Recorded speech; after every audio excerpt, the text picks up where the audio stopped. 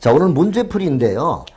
우리가 이론 시간에 배운 내용들을 토대로 해서 축구를 이야기했으니까 킹 연습도 했고 패스 연습도 했고 이렇게 열심히 했죠. 그거를 실전에 응용할 수 있도록 하는 연습하는 과정이 우리가 문제풀이가 되겠는데요.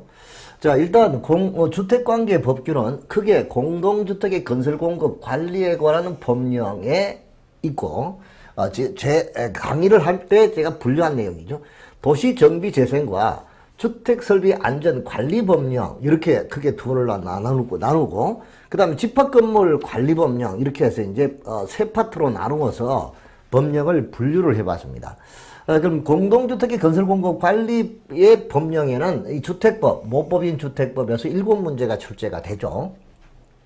그리고 공동주택관리법에서 7문제, 합쳐서 14문제가 되는데, 원래부터 이게 주택법에서 분리되어서 공동주택관리법이 이렇게 별도의 법령으로 이렇게 정리가 된 거죠. 아주 공동주택관리력이 성적이 돼서 이제 주택관리법으로 재탄생이 된 그런 내용이죠. 7문제입니다. 이게 거의 집중적으로 다 나오죠. 건축법 8문제, 공공주택 특별법에서 2문제, 민간임대주택법에서 2문제 이렇게 해서 5가지 법에서 26문제가 출제가 됩니다. 사실 공부 양이 너무 많아서 13가지 법인데 그중에 이 5가지 법에서 26문제니까 3분의 2가 출제가 되죠. 그 다음 도시재생, 정비, 그리고 이제 주택설비 안전관리법령에서 13문제가 출제가 되는데요. 도시주거환경 정비법에서 2문제, 그리고 도시재생 특별법에서 1문제, 소방기본법, 화재방, 소방시 설치 유지 안전 관리에 관한 법령에서 2문제, 전기사업법에서 2문제, 양이 굉장히 많습니다. 승강기 안전관리법령에서 2문제, 시특법, 시설물 안전관리 특별법에 2문제, 이렇게 해서 여기서 13문제가 출제가 되죠. 그럼 50% 정도를 우리가 이제 반타작 한다 이렇게 생각하고 달려들면 되겠죠. 그 다음 집합건물 소유에 관한 법령에서 1문제가 출제됩니다. 이거는 뭐 거의 안 해도 되겠습니다만은 민법의 특별법에서 규정이 되어 있는 경우죠. 그래서 이걸 이제 우리가 법규를 주택관계 공법, 주택관계 사법 이렇게 이제 크게 분류를 했습니다만은 일단 이렇게 분류를 해서 디테일하게 세세히 이렇게 들어가서 분석을 하시면 되겠는데 일단 포인트는 논점은 여기죠. 저 공동주택 건설공급 관리에 관한 법, 주택법과 관리법, 그리고 건축법, 공공주택 특별법, 민간임대주택법 이 많이 나오는 부분에 집중적으로 하고 나머지 부분은 아주 기본적으로만 정리해서 해도 충분히 될 것 같다. 이렇게 공부하죠. 여기서 40문제가 출제가 되는데 객관식이 바로 24문제, 24문제죠. 그리고 이제 단답 주관식이 관로를 메고 단답형이죠.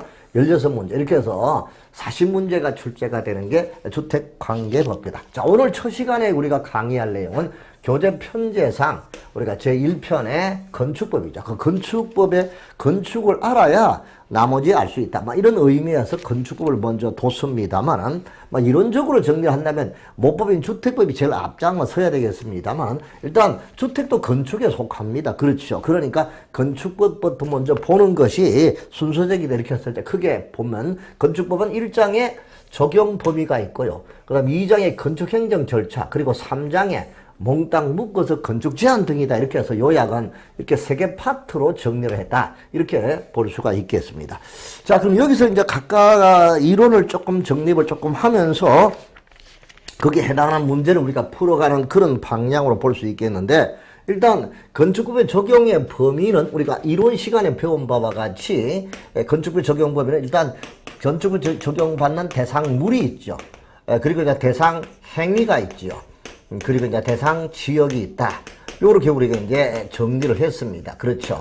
그러면 이제 대상물은 우리가 건축물이 있고, 이제 공작물이 있고, 그 다음에 이제 대지, 구조, 설비 이런 게 있죠. 그럼 여기서 이제 건축물하고 공작물 이런 부분은 잘 나오잖아요. 잘 나오니까 반드시 받으시고, 그 다음에 이제 대상 행위죠. 우리가 이제 건축 행위가 있죠.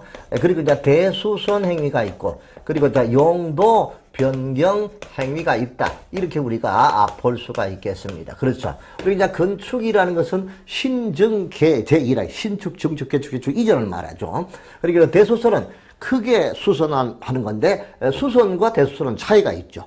수선은 그냥 할 수 있지만 대수선은 허가나 신고를 해야 된다. 대수선상 시험 문제 약방에 감추면 너무 잘 나오니까 반드시 받으시고 용도 변경 꼭 봐야 되겠죠. 우리가 특히 용도 변경은 건축부의 용도 분류가 28가지에서 분류해서 29가지로 용도가 바뀌었죠. 용도 분류가 29가지 1번 단독주택에서 29번 장례식장까지 29가지 용도로 바뀌었잖아요. 그 9가지 용도 분류가 된 것 중에서 유사한 것끼리 묶어서 9가지 시설군으로 정리해놨죠. 그 9가지 시설군이 자산 전문 영교 건축이라고 했죠. 그래서 이제 그 용도를 바꾸는 행위, 이것은 허가나 신고를 하고 이렇게 해야 되겠죠. 그 용도 변경 행위. 그리고 대상 지역입니다. 건축비 전부 다가 적용되는 전면 적용이 있고, 그 다음에 이제 일부만 적용되는 일부 적용. 여기서 이제 일부 적용, 이런 걸 주의를 해서 봐 두셔야 되겠습니다. 그렇죠? 요거를 토대로 해서 먼저 적용 범위에 대해서 전체적인 내용, 용어 정의와 함께 같이 학습을 하고 거기에 관련된 문제를 풀어보면 되겠죠. 자, 교재 2페이지에 보니까 건축물이 나와 있죠. 자, 고층 건축물 30층 이상이나 높이가 120m 이상의 건물이 고층입니다. 그럼 이제 그 고층은 고층인데 초고층이 아닌 거 있죠. 초고층은 50층 이상이고 높이가 200m 이상의 건물이니까, 그럼 여기서 이제 우리가 이제 건축물을 볼 때, 자, 30층 이상이거나, 그 다음에 이제 높이가 120m 자, 이상. 이것이 우리가 이제 고층이다라고 하죠. 그 다음에 이제 그 사이에, 초고층이 있겠습니다. 그렇죠. 그리고 이제 초고층이 있겠죠. 이게 순서적으로 이제 요렇게 이제 보다는 요렇게 하면 되겠죠. 고층이 있고, 그 다음에 초고층이 있고, 그 위에 초고층이 있다. 이렇게 보면 되죠. 그럼 자, 고층이 30층 이상이고 높이가 120m 이상이니까 초고층은 층수가 50층 이상이거나 높이가 얼마? 200m 이상의 건축물이 초고층이죠. 그럼 이제 고층 중에서 초고층이 아닌 것, 그러면 고층하고 초고층 사이에 있는 것이 우리가 준초고층이다 이 말이죠. 그러면 고층 중에서 초고층이 아닌 것이 준초고층이 되겠죠.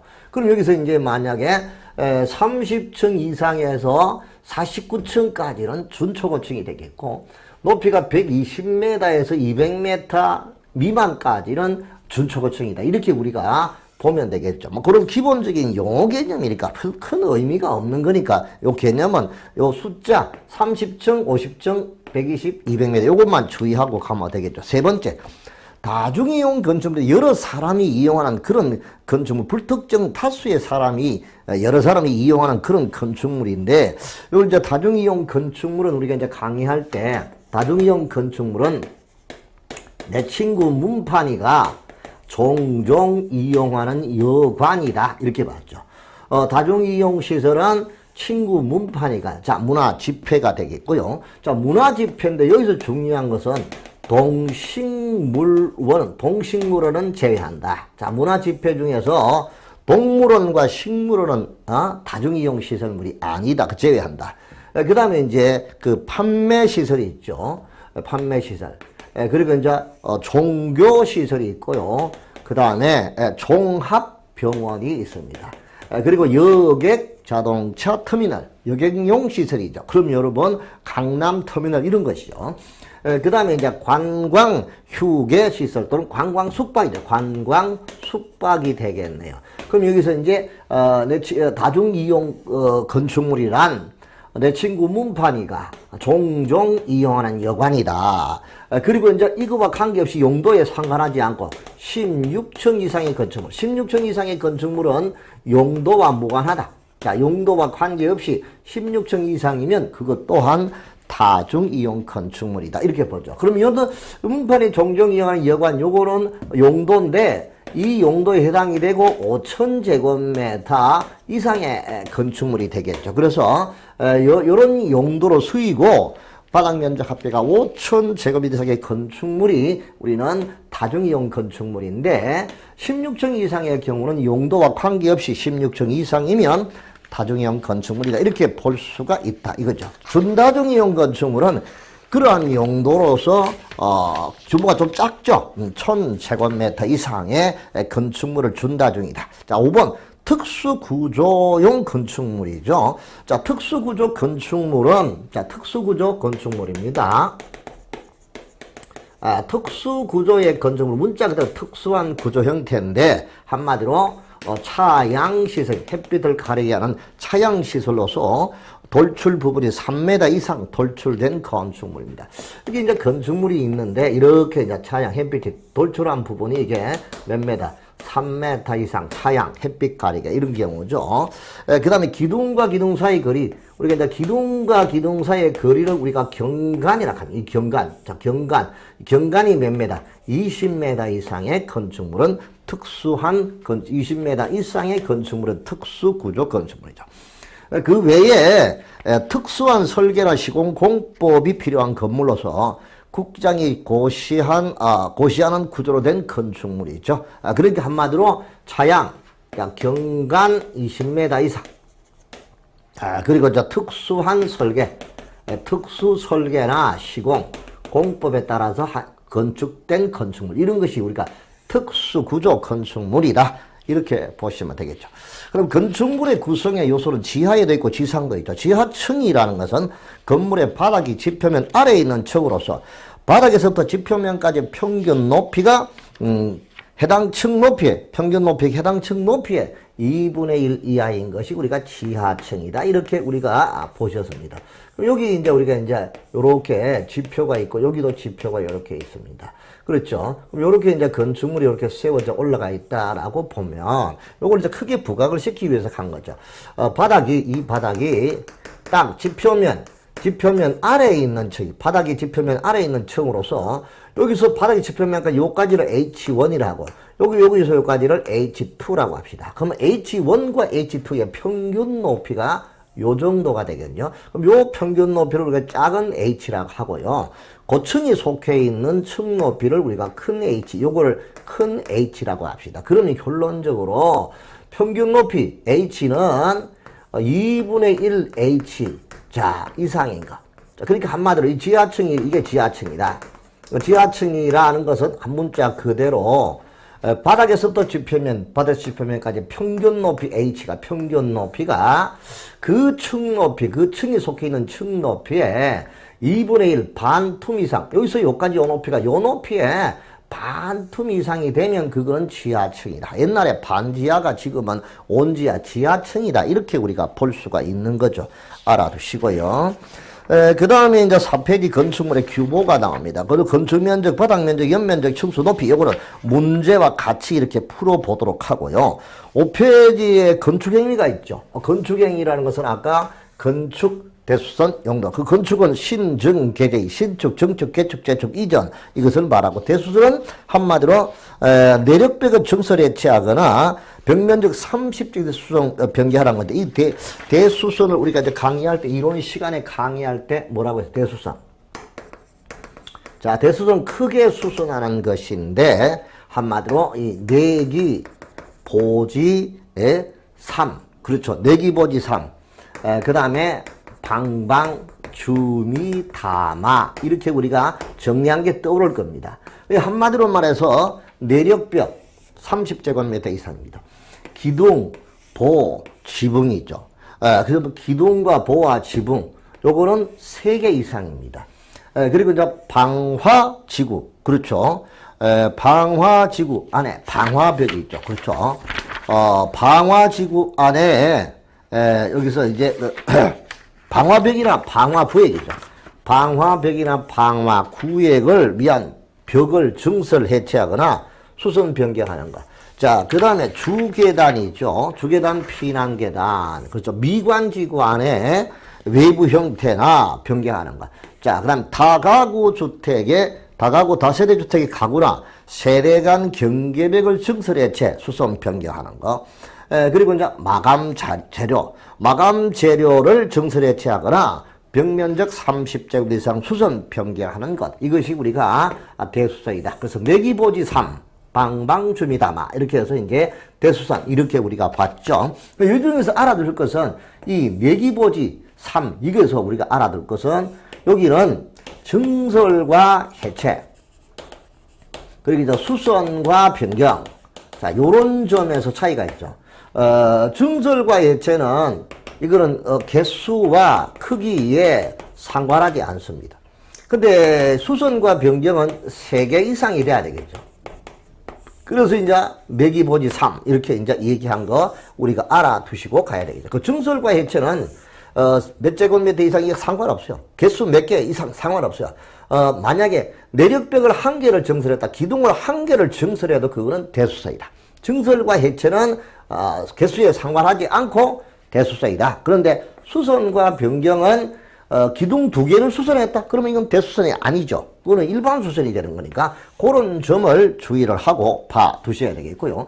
자, 용도 변경은 일단 허가 신고, 대장의 변경, 그 다음에 변경 신청서 행약 이렇게 이제 보는데 그 요것도 문제를 풀어가면서 보도록 하고, 그 다음 건축위원회가 있죠. 중앙건축위원회가 있고 지방건축위원회가 있다. 이 정도는 우리가 보시고, 그 다음 건축분쟁 전문위원회가 있죠. 그거 조정신청은 60일, 재정은 120일. 이거 기간 우리가 알아두시고 가면 되겠습니다. 그럼 여기에 관련된 문제를 총설 그 적용 범위에 관련된 문제를 한번 봐야 되는데, 교재 30페이지로 가서 바로 문제풀이로 들어가서 한번 살펴보도록 합시다. 자, 문제풀이 30페이지 1번입니다. 건축법이죠. 건축법상의 용어 정의에 관한 설명을 옳지 않은가. 이거는 너무 쉬운 거니까 뭐 건너뛰어도 좋겠는데, 문제 2번으로 가서 보죠. 다 풀지는 못합니다. 그렇죠. 좋은 문제를 골라서 보죠. 건축법상 용어의 정의로서 옳지 않은가. 자, 객관식 문제를 풀이할 때는 이 캐션 마커 옆에 옳은 거 골라라 하면 동그라미, 틀린 거 골라라 하면 X 표시하는 습관을 들여야 되고, 지문이 1번, 2번, 3번 이렇게 쭉 가잖아요. 그럼 1번 읽어보고 끝에 맞으면 동그라미, 틀리면 X 이런 식으로 해서 문제를 풀어나가는 습관을 들이는 게 좋습니다. 그러면 시간을 굉장히 단축을 시킬 수 있죠. 우리가 이 나이가 되면은 거의 한 번 듣고 2번 듣고 3번 이상을 반복해야만 머릿속에 입력되지, 그전엔 절대 입력이 안 됩니다. 그만큼 내 세포가 벌써 많이 죽었다는 말이죠. 자, 그럼 이런 형태의 문제 풀이를 하실 때 이렇게 유의를 해서 보는 게 좋겠는데, 이번에 용어 정의로 옳지 않은가. 고층 건축물 아까 봤죠? 고층은 몇 층 이상? 자, 30층 이상, 높이가 120m 이상의 건물입니다. 그 다음 초고층은 50층 이상, 높이가 200m 이상이고 그 사이에 있는 것이 준초고층이다. 건축이란 뭐라고 했습니까? 건축은 신정 개대, 신축, 증축, 개축, 재축, 이전, 이것을 말하는 것이죠. 맞네요.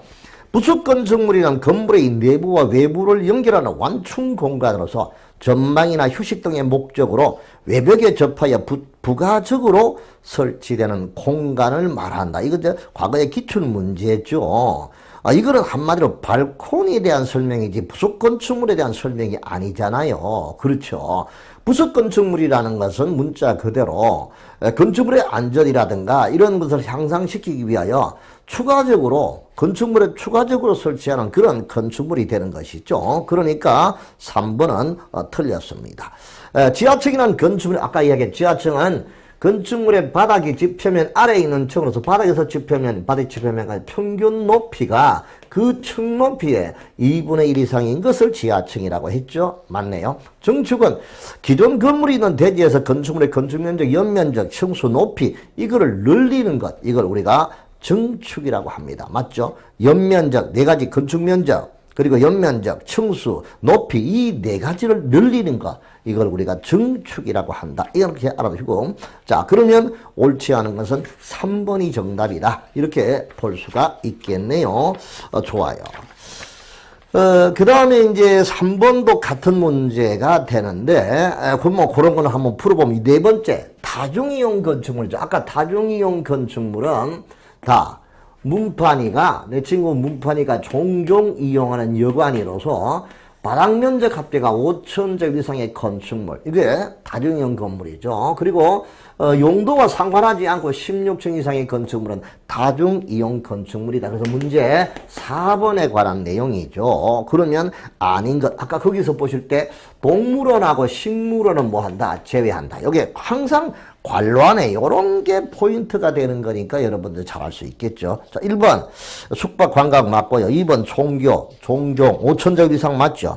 판매도 5,000 이상 7,000이니까 맞고요. 층수 16층 이상이니까 18층 맞습니다. 4번에는 5,000제곱미터 이상의 경우는 맞는데 문화집회에서 뭐는 제외한다? 동물원과 식물원은 뭐한다? 제외한다. 그래서 정답이 4번이다 하는 게 바로 보이네요. 자, 그 다음에 이제 건축물에 관한 내용을 한번 보죠. 건축물에 관한 거, 건축물이죠. 5번입니다. 기둥과 기둥 사이 거리가 20m 이상의 건축물은 특수구조 건축물이다. 아까 특수구조 건축물은 자, 경간 20m 이상은 특수구조 건축물 맞죠? 맞네요. 하천구역 내 숨은 조작실에서는 건축법을 적용하지 않는다. 아주 좋은 문제예요.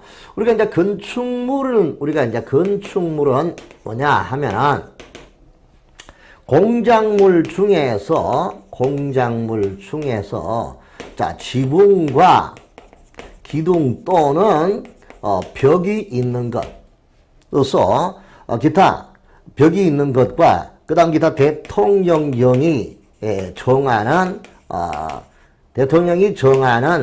그러한 시설물. 이걸 전부 다 우리가 이제 건축물이라고 한다. 이 뜻이죠. 자, 그러면서 공작물 지붕과 기둥 또는 벽이 있는 것, 그 외에 지하에서 설치하는 점포, 차고, 창고, 기타 대통령이 정하는 이런 건축물 전부 다 우리가 건축물이라고 한다. 근데 건축물 중에서 건축법이 아예 전면적으로 적용이 안 되는 게 있습니다. 적용이 배제가 되는 게죠. 건축법이 전면적으로 적용이 안 되는 거, 이거 우리가 이제 철문 고관수라고 했습니다.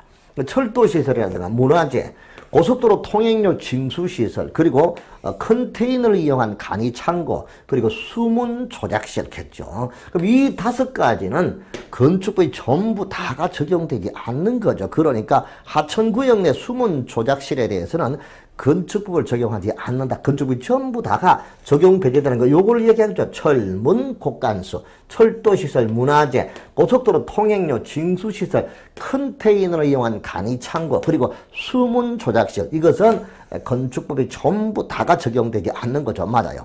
부속 건축물이란 같은 대지에 주된 건물과 분리된 부속 용도의 건축물로서 주된 건축물을 이용 관리하는 데 필요한 건축물을 부속 건축물. 오케이.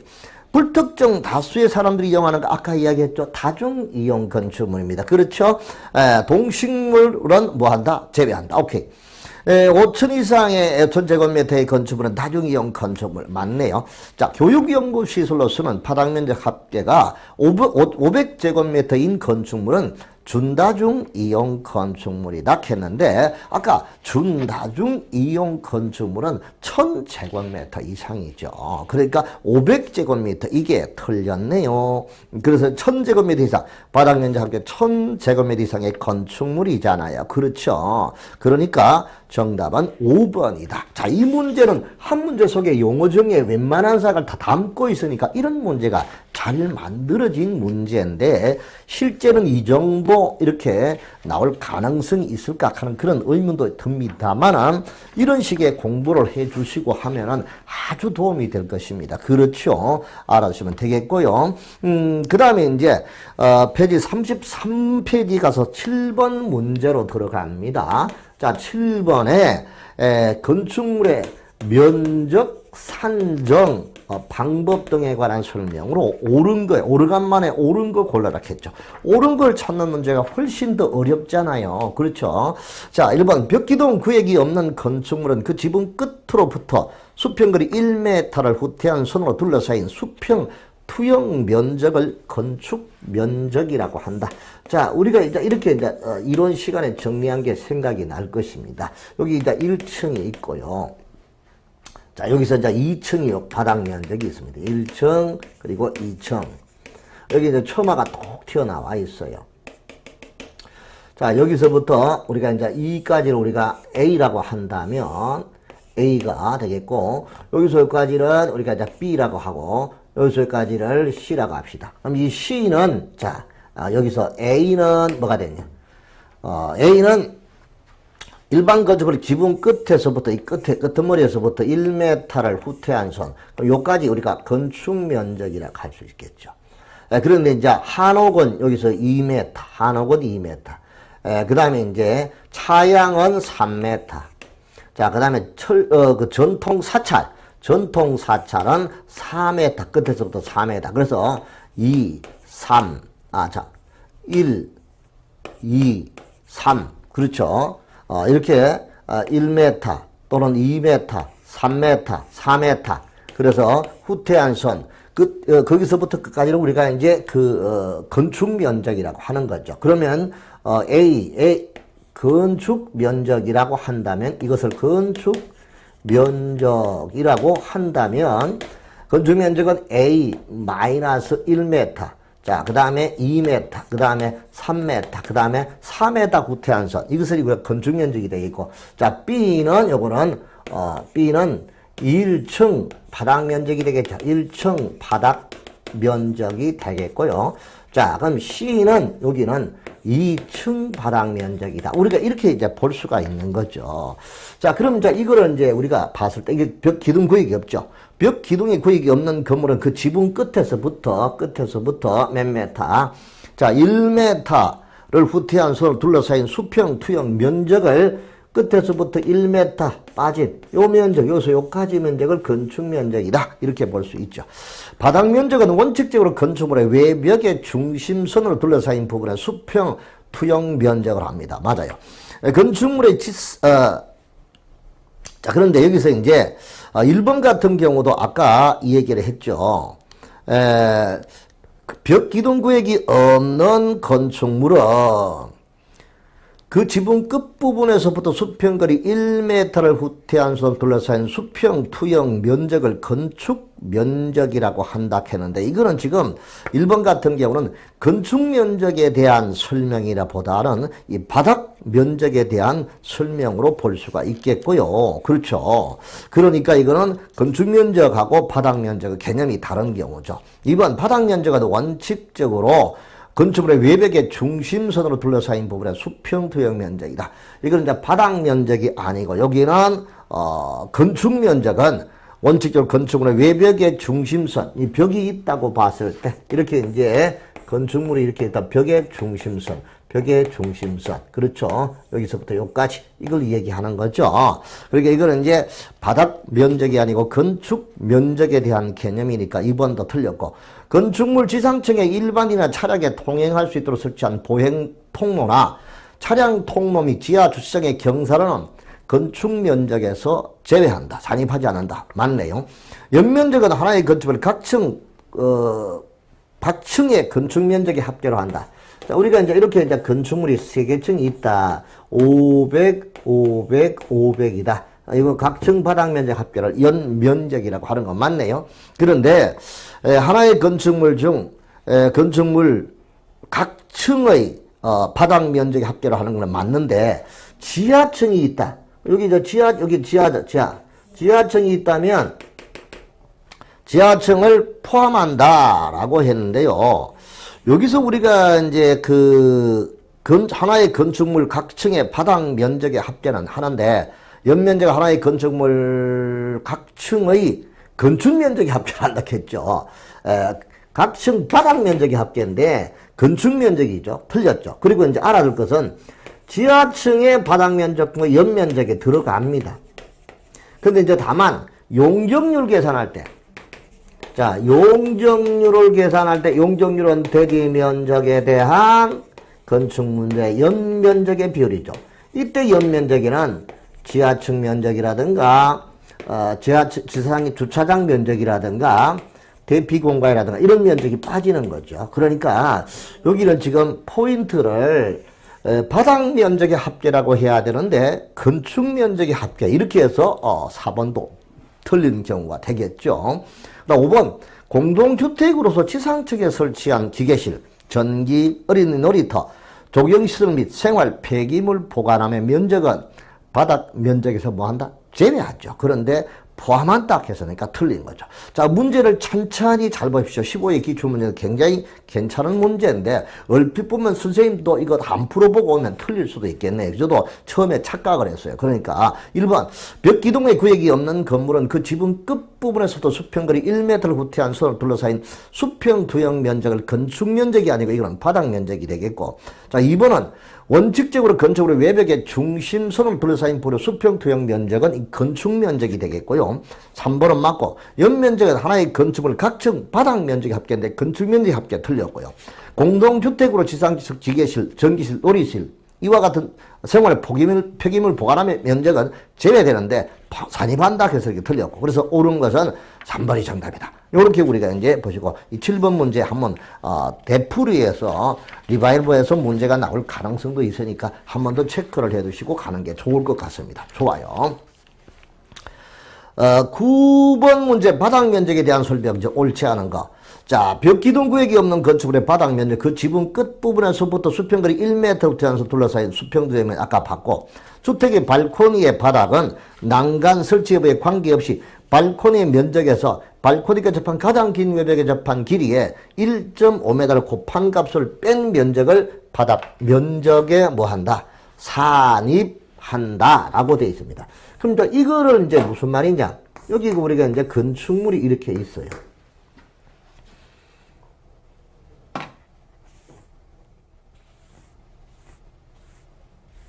잘 안 지워지네. 자, 건축물이 있다면 여기 이제 우리 아파트의 거실이라고 합시다. 그럼 여기 이제 앞에 이제 베란다가 요렇게 있다고 보죠. 아파트 발코니. 베란다가 아니고 발코니죠. 발코니가 요렇게 이제 난간이 있고 이렇게 난간이 있습니다. 자, 이게 그 주택이 이렇게 올라가 있으면은 여기 이제 그 발코니가 여기서 여기 만약에 2m 돌출돼 있다고 보죠. 그럼 이제 가장 긴 외벽에 접한 길이가 A가 되겠고, 세로 부분이 B라고 하죠. 그러면 A 곱하기 B가 우리가 일명 노대 면적이라고 하죠. 노대 면적. 그 노대 면적에서 가장 긴 외벽의 길이, 가장 긴 외벽에 접한 길이가 아까 이 그림에서 A가 되겠죠. 그 A에서 얼마? 1.5m를 곱한 값을 뺀 면적을 바닥 면적에 뭐한다? 산입한다. 이렇게 되는 거죠. 여기에서 이제 산입한다. 이거죠. 자, 그러면 이제 이게 2m 같으면은 가장 긴 외벽이 A잖아. 그러면 A 곱하기 B 노대 면적에서 가로 곱하기 세로죠. 그거에서 A 가장 긴 외벽이 접한 길 A에다가 1.5m를 곱한 값을 뺀 면적을 바닥 면적. 그럼 여기서부터 1.5. 여기서부터 1.5. 그렇죠. 요거 빼고 나면은 여기 0.5는 이게 바닥 면적에 산입이 되고, 이거는 나머지 1.5 부분, 이 부분은 바닥 면적에서 뭐 한다? 제외한다. 이거 빠지고 이거는 들어간다. 이거죠.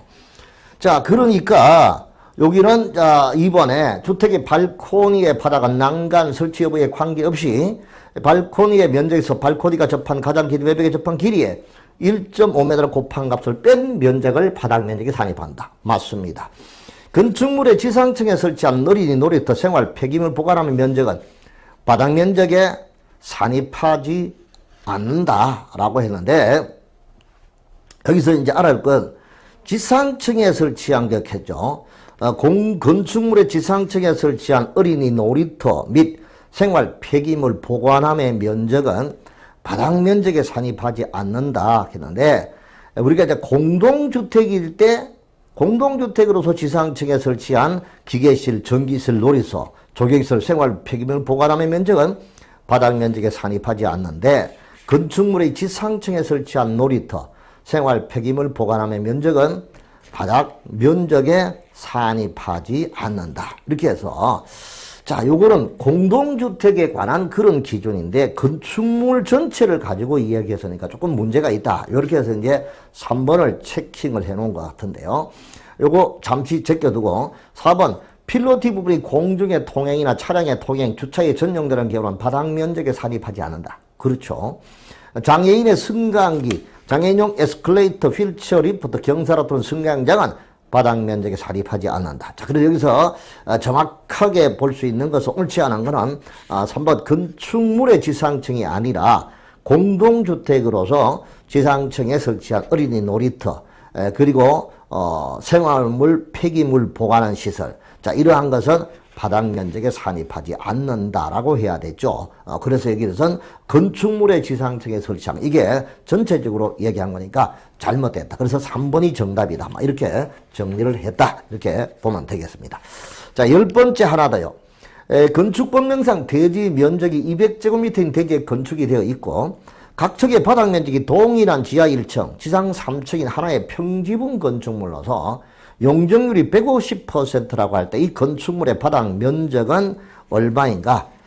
다른 조건과 이라 제한은 배제한다라고 했죠.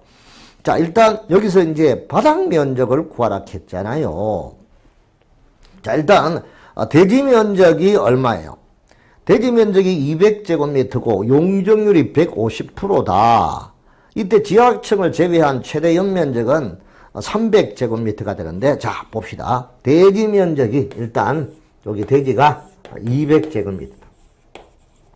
200제곱미터 대지에 건축이 되어 있는데, 각 층 바닥 면적이 동일한 지하 1층. 자, 여기다가 건물을 세웠다. 여기 지하 1층.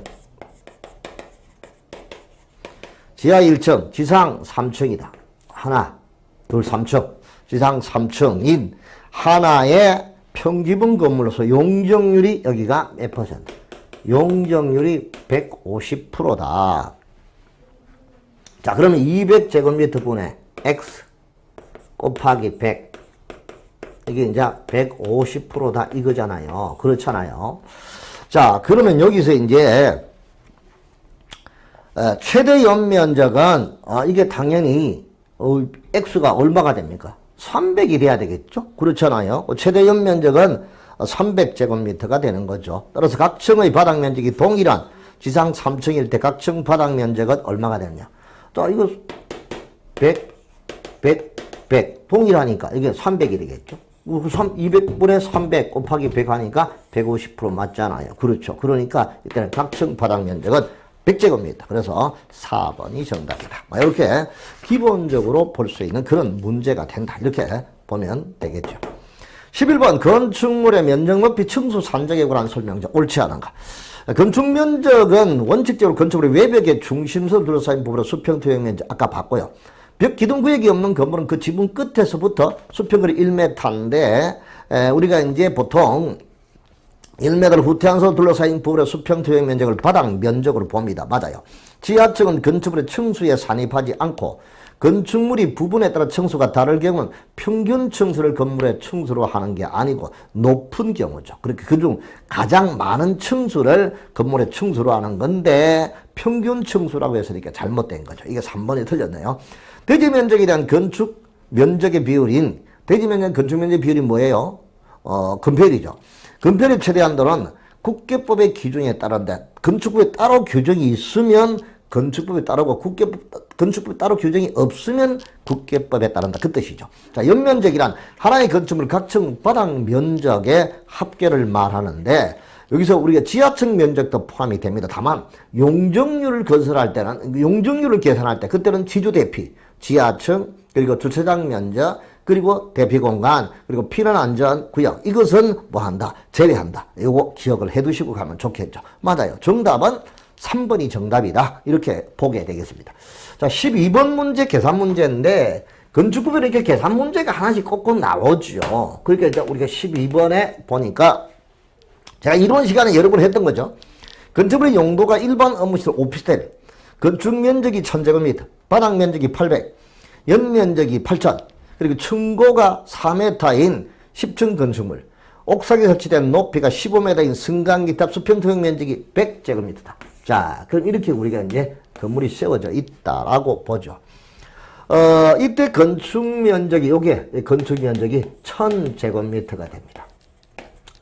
1000제곱미터가 되겠고요. 그 다음에 이제 옥상에, 요렇게 이제 옥상에, 여기 세워져. 요 옥상의 높이가 몇 메다? 이게 15m라고 되어 있고요. 그 다음 옥상 수평 투영 면적, 요게 이제 100이라고 보죠. 그럼 요거를 이제 B라고 하고, 건축 면적을 A라고 합시다. 자, 그럼 이제 요렇게 이제 보면 되겠네요. 자, 이럴 때 이제 층고가 4m인데 10층의 건물이니까, 자, 요것이 우리가 본 높이가 몇 메타? 요게 40m가 되겠네요. 그러니까 4m 곱하기 10층이니까 40m가 되겠죠. 자, 이럴 때 이 건축물의 높이가 어떻게 되죠? 높이가 어떻게 되느냐 하는 문제죠. 자, 이럴 때 우리가 건축물 규정, 옥상에 설치한 승강기 탑이라든가 옥탑 등으로 수평 투영 면적의 합계가, 이 수평 투영 면적의 합계가 B가 되겠죠. 자, B가 합계가 해당 건축물의 건축 면적의 8분의 1, 85제곱미터 이하의 경우는 6분의 1이죠. 그 8분의 1, 6분의 1 이하인 경우로서 그 부분의 높이가 12m가 넘을 때는 넘는 부분만 해당 높이에 산입한다. 이렇게 되는 것이죠. 자, 그럼 B하고 A죠. 자, 그 B가 A의 8분의 1, 6분의 1. 자, A를 뭐 한다? 이하이다. 이 B가 옥상 부분이잖아. 옥상 부분의 수평 투영 면적의 합계 B가, 자, A 건축 면적이죠. 건축 면적의 8분의 1. 자, 이하다. 자, 이럴 때는 12m가 넘는 부분만 높이에 뭐 한다? 높이에 산입한다. 산정한다. 이렇게 돼 있죠. 자, 그렇다면 이 경우를 보니까 옥상 부분의 면적이 건축 면적의 8분의 1 이하다. 이럴 때 이 12m가 넘는 부분, 옥상 부분에 12m가 넘는 부분만 높여 산입하니까 15m에서 12m를 빼면은 결국 3m가 되겠죠. 그럼 여기서 이제 12m를 빼보니까 요게 3m가 되겠죠. 3m. 3m에다가 여기 본 높이 40m 더하면 43m가 되겠네요. 그렇죠. 그러니까 15에서 12 빼면 3m. 거기다가 본 높이 40m 더하니까 결국은 얼마? 43m. 이게 정답이 된다. 이 뜻이죠. 그래서 이론 시간에 한 거와 똑같은 예까지 설명을 들은 거죠. 그렇죠. 정답이 4번이 정답이다. 이렇게 볼 수 있다 하는 것을 알 수 있겠네요. 그 다음에 이제 종합 세트로서 이제 들어가는 게 13번 문제, 이제 17의 기출 문제가 되겠고, 뭐, 이런 거는 워낙 많이 봤으니까요. 그 다음에 이제 14번의 건축에 관한 설명으로 옳지 않은 것. 건축물의 용도를 변경하는 행위는 건축물의 건축이 아니고, 그건 용도 변경 행위죠. 건축은 신증,계, 제2, 신축, 증축, 개축, 재축 이전을 우리가 건축이라 하니까 아니다. 맞습니다. 건축물의 주요 구조부를 해체하지 아니하고, 같은 대지에 다른 위치로 옮기는 것은 이전이다. 반드시 주의할 것은 동일 대지 안에 다른 위치로 옮기는 것이 이전이다. 그렇죠. 기존 건물의 전부 일부를 철거하고 그 대지의 종전 규모의 범위에서 건축물을 다시 축조하는 것은 뭐다? 개축이다. 자, 좋아요. 부속 건물 및 대지에 새로이 주된 건물을 축조하는 것은 증축이다 라고 했는데, 부속 건물이나 대지에 새로이 주된 건물을 축조하는 것은 새로 짓는 것과 똑같죠. 근데 증축이 아니고 신축이 됩니다. 거꾸로 뒤집어서 말하면 주된 건물이 있는 대지에 새로이 부속 건물을 축조한다. 그거는 증축이 되는 거죠. 뒤집어 말하면 증축인데 바로 얘기하면 신축이죠. 그래서 4번 틀렸습니다. 내력벽의 경우 벽 면적을 30제곱미터 미만 수선 변경하는 것은 대수선에 해당하지 않습니다. 30제곱미터 이상 수선 변경할 때 대수선이죠. 그런데 알아두실 것은 내력벽 한 개를 증설했거나 내력벽 한 개를 해체했다. 그러면 그 또한 대수선이다. 이거 놓치지 말고 기억을 해두셔야 되겠죠? 그래요. 맞습니다. 정답은 4번이 정답이다. 이렇게 보겠습니다. 자, 대수선에 관한 문제 워낙 시험 문제 잘 나와요. 15번. 대수선의 범위에 해당하지 않은 것. 지붕틀 3개 이상 해체 수선 변경하는 거. 자, 아까 대수선은 내기 보지 3이라고 했죠. 한마디로 기둥과 보와 지붕틀은 3개 이상을 수선 변경해야 됩니다. 그런데 3개 이상을 해체하여 수선하는 행위다라고 하면은 이거는 이미 해체했죠. 해체했으니까 이거는 대수선에 해당합니다. 내력벽의 벽면적 30제곱미터 이상을 해체 수선 변경하는 거. 자, 이것도 해체죠. 해체는 규모와 크기에 상관하지 않습니다. 비록 내력벽 벽면적 10제곱미터를 해체했다. 이 또한 대수선이다 하는 거 잊지 마시고 바랍니다. 방화지구 안에 건축물의 외벽, 방화지구가 아니고 미관지구잖아요. 그렇죠? 틀렸고. 건축물의 외벽에 사용하는 마감재를 증설하는 것, 이것도 우리는 대수선에 속하죠. 아까 내기 보지 3. 자, 아까 어디 갔냐? 내기 보지 3. 내력벽, 기둥보, 지붕틀 3개. 자, 내력벽은 30제곱미터입니다. 방화구역과 방화벽, 그리고 주계단, 미관지구, 그리고 다가구 다세대 경계벽 증설 있죠. 그리고 마감 재료. 그렇잖아요. 자, 이게 대수선에 해당하는 건 맞죠? 맞습니다. 자, 그 다음에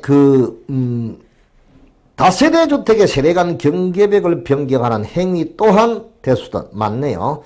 그래서 정답은 3번이 정답이다. 이렇게 체킹을 해 두시고 가면 되겠습니다.